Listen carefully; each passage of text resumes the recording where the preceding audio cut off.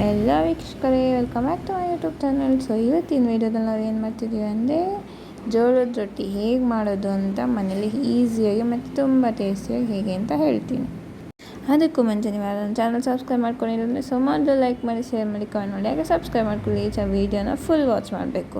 So first ಒಂದು bowl ತೊಗೊಂಡು ಅದರಲ್ಲಿ ಒಂದು 2 ಕಪ್ಸಷ್ಟು ಆ ಜೋಳದ ಹಿಟ್ಟನ್ನು ಹಾಕ್ಕೋಬೇಕು. ಇದಕ್ಕೆ ರುಚಿಗೆ ತಕ್ಕಷ್ಟು 1 ಟೇಬಲ್ ಸ್ಪೂನಷ್ಟು ಉಪ್ಪನ್ನು ಹಾಕ್ಕೊಬೇಕು. ಹಾಗೆ ಈರುಳ್ಳಿ ಸಣ್ಣ ಕಟ್ ಮಾಡಿರುವಂಥದ್ದು 1-2 ಈರುಳ್ಳಿಯಷ್ಟು ಹಾಕ್ಕೊಂಡು, ಮತ್ತು 1-2-3 ಹಸಿಮೆಣಸಿನ್ಕಾಯಿ, ಹಾಗೆ ಸ್ವಲ್ಪ ಕೊತ್ತಂಬರಿ ಇದೆಲ್ಲ ಹಾಕ್ಕೊಂಡು ನೀಟಾಗಿ ಚೆನ್ನಾಗಿ ಮಿಕ್ಸ್ ಮಾಡ್ಕೊಬೇಕು. ಸೊ ಇದನ್ನ ಯಾವ ರೀತಿಯಾಗಿ ಯಾವ ಕನ್ಸಿಸ್ಟೆನ್ಸಿಯಲ್ಲಿ ಮಿಕ್ಸ್ ಮಾಡ್ಕೊಬೇಕು ಅಂತ ಅಂದರೆ, ಫಸ್ಟೇ ನೀರು ಹಾಕ್ಕೊಳ್ತಾರೆ. ಸ್ವಲ್ಪನೇ ನೀರು ಹಾಕ್ಕೊಂಡು ಒಂದು ಸ್ವಲ್ಪ ಮೆತ್ತಕ್ಕೆ ತೆಳ್ಳಕ್ಕೆ ಕಲಿಸ್ಕೊಬೇಕು. ಯಾಕಂದರೆ ಗಟ್ಟಿಯಾಗಿ ಕಲಿಸಿದ್ರೆ ತಟ್ಟಬೇಕಾದ್ರೆ ತುಂಬಾ ರಫ್ ಆಗಿ ಬರುತ್ತೆ ಮತ್ತು ತುಂಬಾ ಗಟ್ಟಿಯಾಗಿರುತ್ತೆ. ಅದಕ್ಕೋಸ್ಕರ ಸ್ವಲ್ಪ ತೆಳ್ಳಕ್ಕೆ ಮೆತ್ತಗೆ ಸಾಫ್ಟ್ ಕನ್ಸಿಸ್ಟೆನ್ಸಿ ಬರೋವರೆಗೂ ಆ ಟೈಮ್ ನೀವು ನೋಡಿಕೊಂಡು ನೀವು ಜಾಸ್ತಿ ನೀರು ಹಾಕ್ಕೊಳ್ಬೇಡಿ, ಸ್ವಲ್ಪನೇ ಹಾಕ್ಕೊಂಡು ಕಲಿಸ್ಕೊಳ್ಳೋದ್ರಿಂದ ಅದು ಥಿಕ್ ಕನ್ಸಿಸ್ಟೆನ್ಸಿ ಅನ್ನೋದು ಬರುತ್ತೆ. ಸೊ ನಾವು ಚಪಾತಿ ಹಿಟ್ಟು ಕಲಿಸ್ದಂಗೆ ಕಲಿಸ್ಕೋಬಾರ್ದು. ಆ ರೀತಿ ಕಲಿಸಿದ್ರೆ ಏನಾಗುತ್ತೆ ಅಂದರೆ ತುಂಬಾ ಗಟ್ಟಿ ಬರುತ್ತೆ. ಗಟ್ಟಿ ಬಂದರೆ ತಿನ್ನೋದಕ್ಕಾಗಲ್ಲ. ಅದಕ್ಕೋಸ್ಕರ ಇವಾಗ ನೋಡಿ, ಇದು ಸ್ವಲ್ಪ ಹತ್ತತ್ರ ಅರ್ಧ ಕನ್ಸಿಸ್ಟೆನ್ಸಿ ಅಷ್ಟು ಸ್ವಲ್ಪ ಥಿಕ್ನೆಸ್ ಬಂದಿದೆ. ನಾವು ಇವಾಗ ಇನ್ನೊಂದು ಸ್ವಲ್ಪ ನೀರು ಹಾಕ್ಕೊಂಡಿದ್ದೇನೆ. ಇನ್ನು ಸ್ವಲ್ಪ ಮೆತ್ತಗೆ ಕಲಿಸ್ಕೊಂಡ್ರೆ ಹಿಟ್ಟು ಅನ್ನೋದು ರೆಡಿಯಾಗೋಗುತ್ತೆ. ಸೊ ಜೋಳದ ರೊಟ್ಟಿ ನಾವು ಆಚೆ ತಿನ್ಬೋದು.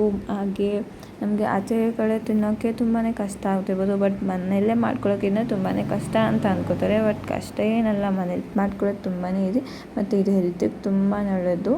ಮತ್ತು ನಮ್ಮ ಕರ್ನಾಟಕದಲ್ಲಿ ಜೋಳದ ರೊಟ್ಟಿ ಅಂದರೆ ತುಂಬಾ ಜಾಸ್ತಿ ಜನ ತಿಂತಾರೆ. ಮತ್ತು ಇದಕ್ಕೆ ಚಟ್ನಿ ಪುಡಿ ಹಾಕ್ಕೊಂಡು ತಿಂದು ತುಂಬಾ ಟೇಸ್ಟಿಯಾಗಿ ಆ್ಯಂಡ್ ಯಮ್ಮಿಯಾಗಿರುತ್ತೆ. ಅದಕ್ಕೋಸ್ಕರ ಇದನ್ನು ವಾರದಲ್ಲಿ 1 ಸತಿ ಅಥವಾ 2 ಸತಿ ಮಾಡ್ಕೊಂಡು ತಿನ್ನೋದ್ರಿಂದ ನಮ್ಮ ಹೆಲ್ತ್ ಕೂಡ ತುಂಬಾ ಚೆನ್ನಾಗಿರುತ್ತೆ ಮತ್ತು ಹೆಲ್ತಿಯಾಗಿ ಕೂಡ ಇರುತ್ತೆ ಅಂತ ಹೇಳ್ಬೋದು. ಸೊ ನೋಡಿದ್ರೆ ಇವಾಗ ನಾವು ಹಿಟ್ಟು ಅನ್ನೋದು ರೆಡಿಯಾಗಿ ಹೋಗ್ಬಿಟ್ಟಿದೆ. ಈ ರೀತಿ ಇರಬೇಕು. ಇಷ್ಟು ಸಾಫ್ಟಾಗಿದ್ದರೆ ಸಾಕು. ಈ ಕನ್ಸಿಸ್ಟೆನ್ಸಿ ಬರೋ ತನಕ ನೋಡಿಕೊಂಡು ಈ ರೀತಿಯಾಗಿ ಮಿಕ್ಸ್ ಮಾಡಿಕೊಂಡ್ರೆ ನಮ್ಮ ರೊಟ್ಟಿ ಅನ್ನೋದು ತಯಾರಾಗುತ್ತೆ. ಇವಾಗ ನಾನು ಇದನ್ನು ಡೈರೆಕ್ಟಾಗಿ ಪ್ಯಾನ್ ಮೇಲೇ ತಟ್ತಾಯಿದ್ದೀನಿ. ಪ್ಯಾನ್ಗೆ ಸ್ವಲ್ಪ ಎಣ್ಣೆ ಹಚ್ಚಿಬಿಟ್ಟು ಸುತ್ತಲೂ ನಿಧಾನಕ್ಕೆ ನಾವು ಇದನ್ನ ಸಣ್ಣಕ್ಕೆ ತಟ್ಕೊಬೇಕು. ಮತ್ತು ಸಣ್ಣಕ್ಕೆ ತಟ್ಟಿ ಆಮೇಲೆ ನಾವು ಇದು ಸ್ಟವ್ ಆನ್ ಮಾಡಿಕೊಂಡು ಪ್ಯಾನ್ ಇಟ್ಕೊಬೋದು. ತಟ್ಬಿಟ್ಟು ಆದಮೇಲೆ ಇದನ್ನು ಜಾಸ್ತಿ ಹೊತ್ತು ಫ್ರೈ ಮಾಡಬೇಕು. ಯಾಕಂದರೆ ಒಳಗಡೆ ಇದು ಬೇಗನೆ ಫ್ರೈ ಆಗೋದಿಲ್ಲ ಮತ್ತು ಹಸಿಯಾಗೇ ಇರುತ್ತೆ. ಅದಕ್ಕೋಸ್ಕರ ಒಂದು 10 ನಿಮಿಷ ಆದರೂ ಇದನ್ನು ಫಸ್ಟು ಫ್ರೈ ಮಾಡ್ಕೊಬೇಕು. ಇಲ್ಲಾಂದರೆ ತುಂಬ ಹಸಿ ಇರುತ್ತೆ. ಆವಾಗ ಹಸಿ ಇದ್ದರೆ ತಿನ್ನೋದಕ್ಕಾಗೋದಿಲ್ಲ ಮತ್ತು ರೊಟ್ಟಿನೂ ತುಂಬ ಚೆನ್ನಾಗಿರಲ್ಲ. ಅದಕ್ಕೋಸ್ಕರ ಇದನ್ನು ಜಾಸ್ತಿ ಹೊತ್ತು ಫ್ರೈ ಮಾಡಬೇಕಾಗತ್ತೆ ಮತ್ತು ಟೈಮ್ ತೊಗೊಳುತ್ತೆ ಸ್ವಲ್ಪ. ಆದರೆ ಹೆಲ್ತಿಗಂತೂ ತುಂಬಾ ಒಳ್ಳೆಯದು. ಈ ರೀತಿಯಾಗಿ ತಟ್ಕೊಬೇಕು. ನೋಡಿದ್ರೆ ನಾನು ಪೂರ್ತಿಯಾಗಿ ತುಂಬ ತೆಳ್ಳಕ್ಕೆ ತಟ್ಟಿದ್ದೀನಿ ಮತ್ತು ಕ್ರಿಸ್ಪಿಯಾಗಿ ಕೂಡ ಬರುತ್ತೆ. ಮತ್ತು ಹಾಗೆ ಇದನ್ನು ತುಂಬ ಹೆಲ್ದಿ ಕೂಡ ಮಾಡ್ಕೊಂಡು ತಿನ್ಬೋದು. ಈಸಿನೇ, ಜಾಸ್ತಿ ದೊಡ್ಡ ಪ್ರಾಸೆಸ್ ಕೂಡ ಏನೂ ಅಲ್ಲ. ಬೇಗ ಫಟಾಫಟ್ ಅಂತ ಮಾಡ್ಕೊಬೋದು. ನೋಡಿದ್ರೆ ಈ ರೀತಿ ನಾನು ಪ್ಯಾನ್ಗೆ ಆಗೋಷ್ಟು ಫುಲ್ಲು ತಟ್ಟ ಆದಮೇಲೆ ಇದಕ್ಕೆ ಸೈಡಲ್ಲಿ ಸ್ವಲ್ಪ ಸೈಡಲ್ಲಿ ಎಣ್ಣೆ ಹಾಕಿ, ಹಾಗೆ ಇದಕ್ಕೆ ಮಿಡಲಲ್ಲಿ ಕೂಡ ನಾವು ಎಣ್ಣೆ ಅನ್ನೋದನ್ನು ಹಾಕ್ಕೊಬೇಕು. ಸೊ ಎಣ್ಣೆ ಎಲ್ಲ ಹಾಕಾದಮೇಲೆ ಇವಾಗ ನಾವು ಸ್ಟವ್ ಆನ್ ಮಾಡ್ಕೊಳ್ಳೋಣ. ಸೊ ಈ ರೀತಿ ಸ್ಟವ್ ಆನ್ ಮಾಡಾದಮೇಲೆ ಸ್ವಲ್ಪ ನಿಧಾನಕ್ಕೆ ಎಣ್ಣೆನ ಹಾಕ್ಕೊಳ್ಳಿ. ಇದಕ್ಕೆ ಜಾಸ್ತಿ ಎಣ್ಣೆ ಕೂಡ ಏನು ಅವಶ್ಯಕತೆ ಇಲ್ಲ, ಯಾಕಂದರೆ ಇದು ರೊಟ್ಟಿ ಅಲ್ವಾ. ಸೊ ಜಾಸ್ತಿ ಎಣ್ಣೆನೂ ಎಳೆಯೋದಿಲ್ಲ ಮತ್ತು ಹಾಗೆಯೇ ಸ್ವಲ್ಪ ಎಣ್ಣೆದಲ್ಲೇ ಚೆನ್ನಾಗಿ ಕುಕ್ ಆಗುತ್ತೆ. ಅದಕ್ಕೋಸ್ಕರ ಇದಕ್ಕೆ ಈರುಳ್ಳಿ ಮತ್ತು ಹಸಿಮೆಣ್ಸಿನ್ಕಾಯಿ ಹಾಕಿ ಮಾಡೋದ್ರಿಂದ ತಿನ್ನೋಕ್ಕೂ ತುಂಬಾ ಚೆನ್ನಾಗಿರುತ್ತೆ. ಇವಾಗ ಇದನ್ನು ಒಂದು 5 to 10 ಮಿನಿಟ್ಸ್ವರೆಗೂ ನಾವು ಹಾಗೆ ಫ್ರೈ ಮಾಡೋಕ್ಕೆ ಬಿಡಬೇಕು. ಇವಾಗ ನೋಡಿದ್ರೆ ತೆಗೆದ್ಮೇಲೆ ಒಂದು ಕಡೆ ಚೆನ್ನಾಗಿ ಫ್ರೈ ಆಗಿರುತ್ತೆ. ಅದೇ ರೀತಿಯಾಗಿ ನೋಡಿದ್ರೆ ಎಷ್ಟು ಬ್ರೌನಿಷ್ ಕಲರಲ್ಲಿ ಬಂದಿದೆ. ಈ ರೀತಿ ಕಲರ್ ಬಂದಿದೆ, ಅದು ಒಳಗಡೆ ಕೂಡ ಚೆನ್ನಾಗಿ ಕುಕ್ ಆಗಿರುತ್ತೆ ಅಂತ.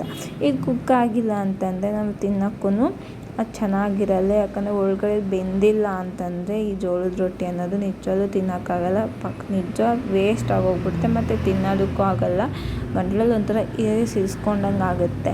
ಅದಕ್ಕೋಸ್ಕರ ನಾವು ಒಂದು ಸ್ವಲ್ಪ ಚೆನ್ನಾಗಿ ಫ್ರೈ ಮಾಡ್ಕೊಬೇಕು. ನಾವು ಫ್ರೈ ಆಗಿರೋದು ಹೇಗೆ ಗೊತ್ತಾಗುತ್ತೆ ಎಲ್ಲ ಚೆನ್ನಾಗಿ ಕುಕ್ ಆಗಿದೆ ಅಂತ, ಈರುಳ್ಳಿ ಅನ್ನೋದು ಕಲರ್ ಚೇಂಜ್ ಆಗುತ್ತಲ್ವ ನಾವು ಹಾಕಿರೋದು, ಅದು ಅವಾಗ ನಮಗೆ ಗೊತ್ತಾಗುತ್ತೆ ಒಳಗಡೆ ಕೂಡ ಇದು ಚೆನ್ನಾಗಿ ಈ ರೀತಿ ಕುಕ್ ಆಗಿದೆ ಅಂತ.